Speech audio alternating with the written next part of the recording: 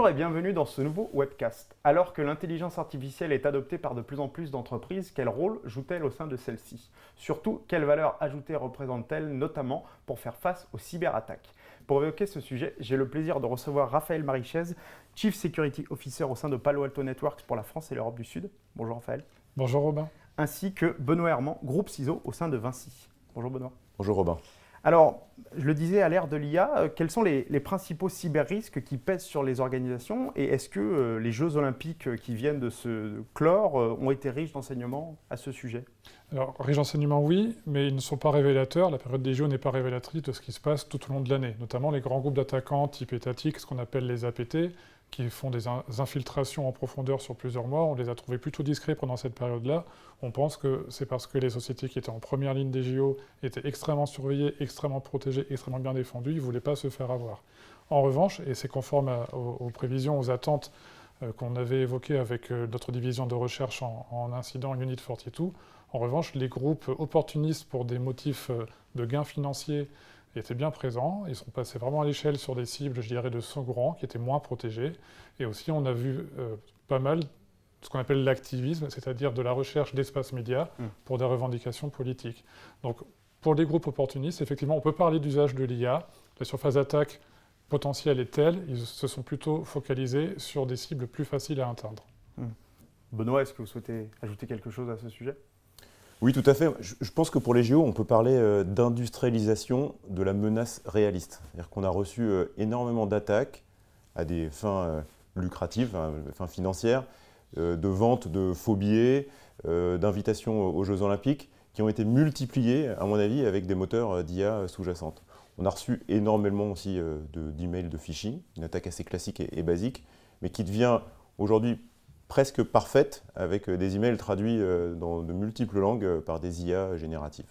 Au final, il n'y avait pas vraiment de ciblage en particulier d'entreprise. On a vu beaucoup de dommages collatéraux. On a eu quelques frayeurs aussi. Vous étiez en première ligne, vous. On a travaillé ensemble sur certains signaux faibles. Mais ce qui est vraiment révélateur pour moi de ces JO et ce que je voudrais qu'on conserve, on parle beaucoup d'héritage des JO, c'est la capacité à travailler ensemble et à échanger de l'information entre les différents acteurs, notamment des informations sur les menaces qui ciblaient spécifiquement la France. Alors, vous le disiez, l'intelligence artificielle est de plus en plus adoptée par les attaquants pour différents buts. Elle l'est aussi de plus en plus par les entreprises. La question cependant est, est-ce qu'elles sont adoptées à un rythme suffisant? Alors d'abord, pour la première partie de la question sur les attaquants, ils l'utilisent, nous pouvons le montrer, le mesurer. Moi, j'aime bien reprendre ces mnémotechniques, le principe des 3 S, Speed, Scale and Scope. Alors en français, ça va donner la vélocité, les attaquants qui utilisent l'IA pour aller plus vite, le passage à l'échelle, donc comme on l'a évoqué sur des attaques, on va dire, de faible technicité, mais qui vont chercher les gains les plus faciles à atteindre, et puis le scope, la façon d'entrer dans les organisations en utilisant par exemple des deepfakes, du phishing, du voice phishing. Et ça, c'est vraiment l'usage de l'IA. Pour les entreprises, c'est un peu différent. Peut-être Benoît, tu peux parler pour ton groupe. Alors, moi, je pense que l'adoption de l'IA dans les entreprises, on la vit à un rythme effréné. Je prends l'exemple de Vinci. On a aujourd'hui 150 projets qui sont en cours, qui utilisent de l'IA. Et finalement, des projets qui ne sont pas toujours maîtrisés par des DSI centrales. Alors moi, je pense que c'est une excellente nouvelle que ce ne soit pas géré par des DSI centrales, parce que finalement, ces métiers, ces projets, ils viennent du métier, ils viennent de la base, de ceux qui sont experts dans nos métiers. Et notre rôle après, au niveau des DSI, c'est de les cadrer et de les remettre dans le bon chemin et aussi de les passer à l'échelle. C'est-à-dire d'identifier parmi ces 150 projets ceux qui vont être les plus efficaces. Je pense que le passage à l'échelle, c'est un peu la clé aujourd'hui, c'est comment on fait pour l'étape d'après l'expérimentation. Je vais reprendre les chiffres qui ont été publiés dans le rapport de Mario Draghi il y a quelques jours, l'ancien président du Conseil italien qui a publié son rapport sur la compétitivité européenne. Pour une entreprise, fondamentalement, l'IA, c'est des espoirs de gains de compétitivité, gagner de nouvelles parts de marché, développer des nouveaux produits, aller plus vite sur le marché. Dans le rapport Draghi, on voit que 7% seulement des TPE, PME européennes déclarent utiliser l'IA, je dirais de manière maîtrisée et encadrée. 30% seulement des grandes entreprises utilisent l'IA, donc on voit déjà que les grandes entreprises sont mieux armées en termes d'investissement, mais surtout seulement 31, toujours le rapport, seulement 31% des salariés interrogés déclarent utiliser l'IA au travail, ce qui me semble très peu par rapport à ce que nous, on observe. Quand on regarde des usages spontanés non déclarés, les usages un peu shadow de l'IA, les études, les rapports convergent entre la moitié et 2/3, c'est-à-dire une majorité de salariés qui ont déjà utilisé des outils d'IA de productivité, des outils d'IA en ligne sur le lieu de travail, mais sans en parler à leur employeur. Et cet aspect-là m'inquiète un peu plus. C'est bien qu'il y ait l'expérimentation, mais comment passer à l'échelle en termes de rentabilité? Aujourd'hui, on cherche encore la recette. Je suis tout à fait d'accord. Et ces expérimentations n'arrivent pas sans risque. Et donc, je pense que le rôle aussi des organisations et des DSI en particulier, du RSSI dans mon cas, c'est de définir les règles d'usage acceptables pour ces IA. Alors quand je parle avec des directeurs métiers, pas des informaticiens, quand je leur demande s'ils utilisent l'IA générative en interne, l'un des premiers freins, c'est la crainte que des données internes soient divulguées auprès d'autres salariés, notamment des données de paye, des données RH. Est-ce que ça fait partie des freins sur lesquels on doit travailler collectivement? Oui, je pense que l'adoption de l'IA, ça va avec deux grands sujets. Le premier, c'est la gouvernance de la donnée. On ne met pas n'importe quelle donnée dans les IA génératives, et ce n'est pas parce qu'on met ça dans une IA que cette donnée devient publique ou partageable à l'ensemble de l'entreprise. Donc respecter la gouvernance de la donnée dans le développement des IA, je pense que c'est vraiment fondamental, et les RSSI ont globalement adopté ce sujet. Le deuxième moteur important, je pense, dans l'utilisation et le déploiement de ces IA, c'est un peu l'aspect du collectif. Il y a la sécurité, mais on va aussi avoir besoin de décideurs qui nous guident sur les conséquences juridiques de ces accès à ces IA. Je pense qu'il y a plein de sujets autour de la propriété intellectuelle qui doivent être abordés, mais également des experts métiers qui nous précisent, qui nous rappellent où sont véritablement les gains de productivité. On ne va pas faire de l'IA pour le plaisir de faire de l'IA. Et justement, pour que une entreprise, vous parliez de passer à l'échelle, d'accélérer leur adoption de l'IA, est-ce qu'il est aussi important au sein de l'entreprise que les équipes collaborent mieux entre elles, de jeter davantage de ponts entre les équipes? Encore une fois, je pense que c'est fondamental, c'est le collectif qui doit gérer ces IA. Chez Vinci, on a défini un comité autour des IA qui est vraiment pluridisciplinaire, auquel on retrouve les experts techniques de la DSI, la cybersécurité, mais également les équipes juridiques, les équipes RH, les équipes éthiques qui ont leur mot à dire sur l'usage que l'on souhaite faire de ces IA, et des représentants des métiers, encore une fois dans le but de trouver les solutions les plus prometteuses pour le groupe. Alors, il y a souvent un IA leader, un AI leader dans chaque entreprise qui incarne un peu la fonction, et je pense que cette personne doit être capable d'agréger les différents cadres et les différentes bonnes pratiques qui permettent de le développer de manière sereine et saine en interne. Ce rôle peut être porté par différentes fonctions. Chez nous, en tant qu'éditeur de logiciels, chez Palo Alto Networks, la notion de politique d'usage de l'IA, elle est portée par notre Chief Product Officer, ce qui est logique puisqu'on produit du logiciel. Mais le CISO, le directeur cybersécurité, à mon sens, doit faire partie de ce collectif, de ce comité, au moins pour dire que la sécurité ou même la sûreté de fonctionnement doit être pensée dès le cas d'usage métier comme étant une valeur ajoutée intrinsèque du cas d'usage qu'on cherche à résoudre avec l'IA. Exactement. L'IA secure by design, je pense que c'est un élément important et c'est vraiment le rôle du RSSI d'implémenter ces projets, enfin la sécurité dans l'ensemble de ces projets, en rappelant les bonnes pratiques et les règles de sécurité à ne pas dépasser. À mon sens, chaque finalement cas d'usage doit intégrer ces différentes bonnes pratiques et en même temps la sécurité des données ou la sécurité des systèmes d'information, elle doit s'insérer. C'est un peu nouveau par rapport à ce qu'on a connu avant. On n'est pas en train de sécuriser un système, on est en train de s'insérer dans un processus métier qui bénéficie de l'IA pour se transformer. Les chiffres que vous citiez qui sont tirés du rapport Draghi, Raphaël, vous disiez finalement, quelle que soit la taille, la typologie des entreprises, selon vous, l'intelligence artificielle, les logiciels sont assez peu adoptés.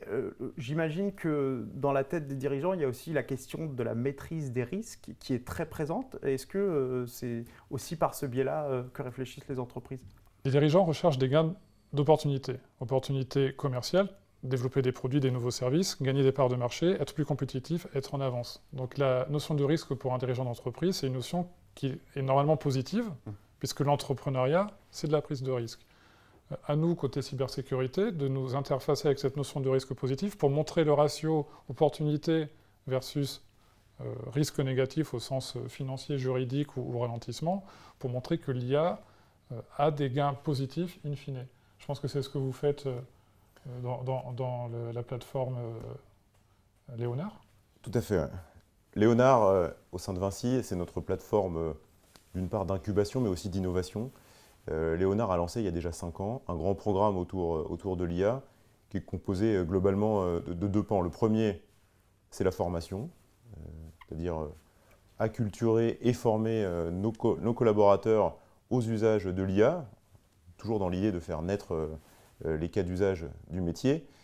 Et le deuxième, c'est l'incubation, c'est-à-dire identifier ces projets et les faire grandir au moins dans des proof of concept, enfin des tests au sein du groupe, et enfin identifier les quelques projets qui pourront passer à l'échelle. Raphaël, vous parliez à l'instant des différents cas d'usage adoptés au sein des entreprises. Plus spécifiquement sur la question de la cybersécurité, quel va être le rôle joué par l'intelligence artificielle ? Alors, au-delà de la palissade, des platitudes de dire on va mettre des copilotes de la Generative AI pour augmenter la performance, la productivité des opérateurs de la cyber, on va le faire bien sûr, mais ça, c'est, je dirais, de l'IA à usage général, à usage versatile. La question qui se pose derrière, c'est comment on couple ces robots assistants qui vont aider en conservant l'exactitude, la précision des décisions qu'on prend en cybersécurité. Décider de laisser passer ou de ne pas laisser passer un fichier ou un mail, c'est une décision qui peut avoir des conséquences derrière. Donc on va être précis là-dessus. En fait, on va coupler la Generative AI à des technologies d'IA qui sont plus anciennes, qu'on implémente dans nos portefeuilles depuis plus de 10 ans, des techniques de classification, ce qu'on appelle du machine learning, classification de mails, de fichiers à la volée, en observant le trafic du réseau pour savoir si c'est un malware ou si c'est pas un malware. Ça, c'est des choses qu'on fait depuis plus de 10 ans. Mais depuis quelques années, on est allé aussi un peu plus loin en faisant ce qu'on appelle du deep learning, c'est-à-dire qu'on est allé chercher des volumes de données plus grands pour entraîner des algorithmes à imaginer ce que pourraient être les menaces qu'on n'a jamais encore vues dans la nature, qui ne correspondent à aucune signature, des menaces comportementales, ou des comportements qui sont proches d'une menace. Et typiquement, chez Palo Alto Networks aujourd'hui, par rapport à notre base installée mondiale, nous générons, si on veut, nous découvrons 2,5 millions de nouvelles menaces par jour. Alors c'est quoi une menace ? C'est un fichier binaire malveillant, c'est un site web piégé, c'est un nom de domaine qui héberge un contenu malveillant. 2,3 millions de nouveaux par jour qui n'existent pas dans les moteurs de signature habituels et que nous allons qualifier, vérifier. Une fois qu'ils ont été vérifiés, nous les propageons sur l'ensemble de notre parc installé pour nos plus de 80 000 clients dans le monde qui en bénéficient sur chacune de nos 3 plateformes quasiment immédiatement. Cette combinaison du machine learning, du deep learning et aussi du generative AI pour aider à la performance de l'outil, on l'a regroupé dans ce qu'on appelle la precision AI, ce qui est le cas d'usage vraiment cyber de l'IA qu'on déploie sur nos 3 plateformes qui intègrent un ensemble de capteurs, un ensemble de données. Benoît, est-ce que vous souhaitez ajouter quelque chose également ? Oui, chez Vinci, on est convaincu que l'intérêt de l'IA va avec la plateformisation de notre système d'information cybersécurité. Notre objectif est de tendre vers du temps réel, des décisions argumentées, augmentées par de l'IA. Et tout cela ne fonctionne que si la donnée est bien agrégée dans une plateforme centralisée avec de l'intelligence fournie par nos partenaires. Vous mentionniez aussi un aspect qui est important, Benoît, c'est la question de la sécurité des données, c'est-à-dire que ce soit en interne ou en externe, de s'assurer que les données qui vont être traitées par l'intelligence artificielle ne sont pas partagées à des tiers qui ne sont pas censés le voir. Est-ce que cet aspect de la sécurité des données, pour les entreprises, ça constitue un obstacle à l'adoption ? Je pense que la sécurité des données, c'est surtout un cas d'usage extrêmement intéressant pour l'IA. La sécurité des données nécessite une classification, une catégorisation de ces données en termes de confidentialité. Et l'IA nous aide aujourd'hui à identifier nos joyaux de la couronne, les données les plus sensibles que l'on souhaite sécuriser et protéger à tout prix. Dans une entreprise ou dans un groupe comme celui de Vinci, il y a finalement assez peu de données qui est classifiées par de l'humain. On a vraiment besoin d'être augmenté et aidé par de l'IA pour classifier un maximum de notre données. Alors si j'étais un peu taquin, je dirais que les attaquants savent déjà classifier les données quand ils déploient un logiciel en interne pour savoir où sont les gisements de données financières, où sont les gisements de données à caractère personnel. Ça leur donne un avantage en termes de vélocité après pour les exfiltrer. Mais c'est très intéressant que tu présentes ça de manière positive avec l'IA qui va vous aider à classifier, parce que je vois pas mal de projets de déploiement d'outils d'IA générative en interne pour des gains de productivité qui vont aller scanner tous les entrepôts de données de l'entreprise, qui vont aller scanner tous les partages de fichiers, les SharePoint, etc. Et nous, ce qu'on voit dans nos audits sur l'état de sécurité cloud auprès de nos clients, c'est qu'à peu près 2/3 des buckets, des entrepôts de stockage de données dans le cloud public contiennent des données sensibles à un titre ou à un autre, et la plupart de ces entrepôts sont exposés sur Internet. Alors derrière un certain niveau d'identification, de contrôle d'accès, mais ils sont exposés sur Internet. Et c'est un peu un tabou, mais quand on déploie un outil d'IA générative en interne dans l'entreprise, toutes ces barrières, elles sont levées pour permettre à l'outil d'accéder à ces données. Donc si l'outil nous permet effectivement, peut-être en mettant des systèmes de type DLP ou des systèmes de type classification à la volée, de dire à la volée, ah, mais ça c'est une donnée sensible, et par rapport à tel cas d'usage, elle ne devrait pas pouvoir être consommée par un robot dans lequel on a un niveau de confiance modéré, effectivement on pourrait, à mon avis, gagner en acceptation de la solution d'IA. Tous les usages que tu décris sont intéressants, mais je pense qu'il ne faut pas oublier que quand on déploie de l'IA, il ne faut pas oublier les basiques de la sécurité, que sont la gestion des droits d'accès à la donnée, l'authentification renforcée des utilisateurs, enfin, et toutes les briques que l'on déploie depuis des années, elles ont une raison d'être encore plus importante, effectivement, quand on ouvre ces entrepôts de données à une IA générative. Alors, Raphaël, vous le disiez, chez Palo Alto Networks, vous proposez de nombreuses solutions pour accompagner les organisations qui souhaitent déployer de l'intelligence artificielle pour renforcer leur cybersécurité. De façon un petit peu plus spécifique, est-ce que vous pouvez nous présenter ces solutions ? Avec plaisir. De toute façon, c'est toujours le triptyque People, Process and Tools. On a parlé des People tout à l'heure et des comités que je vois partout maintenant dans les grandes entreprises. On a parlé un peu des process, donc on commence par la gouvernance et de la classification des données. Mais tant qu'on a cela, normalement on démarre avec une politique, avec un accompagnement méthodologique, avec une politique d'usage de l'IA qui va distinguer déjà deux grands cas d'usage. L'IA comme outil de productivité pour l'ensemble des employés et l'IA comme gain d'efficience pour des verticales métiers bien spécifiques. L'IA pour l'ensemble des employés, c'est l'employé qui va utiliser des outils d'IA en ligne et qui va les consommer. Et donc on doit avoir une politique qui dit déjà tel type de données ne peuvent être consommées que par tel type d'IA, par telle population et pour certains cas d'usage. Donc on va réutiliser des savoir-faire existants, je disais de type DLP, Data Leak Prevention, ou de type CASB, c'est un peu comme les applications cloud en mode SaaS. Aujourd'hui, il y a plus de 500 applications d'IA en ligne qu'un salarié peut utiliser facilement. Ce qu'on appelle chez Palo Alto Networks AI Access Security, c'est une nouvelle offre qui combine ces différents savoir-faire pour pouvoir dire en temps réel si tel usage d'un outil d'IA en ligne, il va être autorisé ou pas par rapport à la nature de la donnée et par rapport à ce que l'employé veut en faire. Et ça m'amène en transition à l'IA pour les besoins métiers. Je vais prendre le cas très spécifique du développeur logiciel qui va utiliser de l'IA pour aider à générer du code. Est-ce qu'on accepte ou pas ce cas d'usage en fonction de quel type d'IA a généré du code? Est-ce que c'est une IA en ligne grand public? Est-ce que c'est une IA interne qui a été entraînée? Est-ce qu'il y a un risque de fuite d'informations? Mais pas seulement. Est-ce que j'ai confiance dans le code qui a été généré? Et là-dessus, pour élargir sur l'ensemble des cas d'usage métier, il faut voir l'IA comme de la supply chain d'un nouveau produit ou d'un nouveau service développé par une entreprise. On est en train de parler de sécurité de la supply chain. Dedans, on va trouver toute une stack technique, du cloud, de l'infrastructure d'exécution, du logiciel, des modèles de machine learning, c'est comme des logiciels. Vous les achetez sur Internet ou vous les prenez en open source. Quelle confiance vous avez dans le fait qu'ils ne vont pas être piégés à un moment ou à un autre? Vous les entraînez avec des modèles de données pour ce qu'on appelle les tuner, les affiner en interne. Les modèles de données, ils viennent d'où? Vous pouvez les générer vous-même si vous êtes suffisamment large et que vous avez suffisamment de données, mais généralement, on les prend de l'extérieur. Donc, on a un sujet de sécurité de la supply chain. C'est ce qu'on appelle le AI Security Posture Management. Est-ce qu'on a confiance dans les composants qui sous-tendent l'usage de l'IA pour les métiers? Et puis, une fois qu'on a développé un produit basé sur l'IA et qu'il est en exécution, un peu comme dans le cloud quand on développe et qu'on déploie un container ou une charge de travail, s'assurer qu'en exécution, cette IA n'est pas compromise, c'est le AI Runtime Security. Donc ce sont nos trois piliers aujourd'hui, nos trois offres, qui sont orientées sur les risques spécifiques aux usages de l'IA, soit pour le salarié en tant qu'outil de productivité, soit pour l'entreprise en tant que nouveau produit ou nouveau service. Alors, Pour les entreprises, notamment pour la DSI, peut également se poser la question d'adapter, j'allais dire de recalibrer des outils de sécurité, notamment de sécurité des données préexistants, à des solutions nouvellement adoptées comme Raphaël les présentait.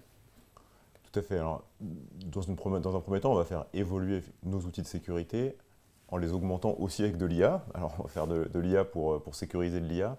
Je pense en particulier à tous les équipements qui nous permettent de filtrer notre messagerie, de traiter les données en masse que sont les signalements de mails de phishing de nos collaborateurs. Tous ces outils sont augmentés par de l'IA pour une meilleure productivité des équipes de cybersécurité et une meilleure activité face à l'incident.